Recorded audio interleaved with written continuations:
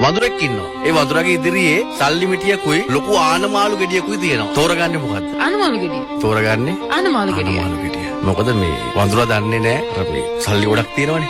ඒ සල්ලි දීලා ආනමාළු ගොඩක් ගන්න පුළුවන් කියලා. උන්ට තේරෙන්නේ නැහැ. ඌට තේරෙන්නේ.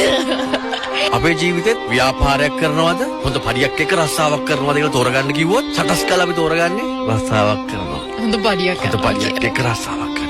අපි දන්නේ ව්‍යාපාරයක් කරාම අර හම්බෙන පඩියට වඩා ගොඩාක් හම්බ කරන්න පුළුවන් කියලා. ඒතර අපි වඳුරෝ වගේද? මේ කාරණා පොඩ්ඩක් පැහැදිලි කරන්න. අපේ ජීවිතවල සමහර දේවල් පිළිබඳව අපිට ලොකු දැනුමක් නැහැ.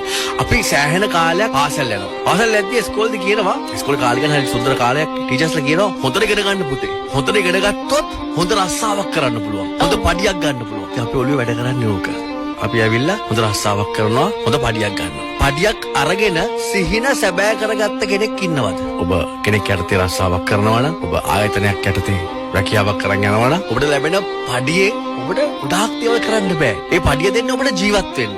කන්න බොන්න, අඳින්න, පළඳින්න, රස්සාවට ඇවිල්ලා යන්න. හැබැයි ඔබ ව්‍යාපාරයක් කරොත් අර ඔබ හිතපු දේවල් ඔබ ගන්න හිතන් හිටපු දේවල් ලොකු ලොකු ගෙවල් දොරවල් යාන වාහන ඒ හැම දෙයක්ම ඔබේ කර ගැනීමේ හැකියාව තියෙනවා.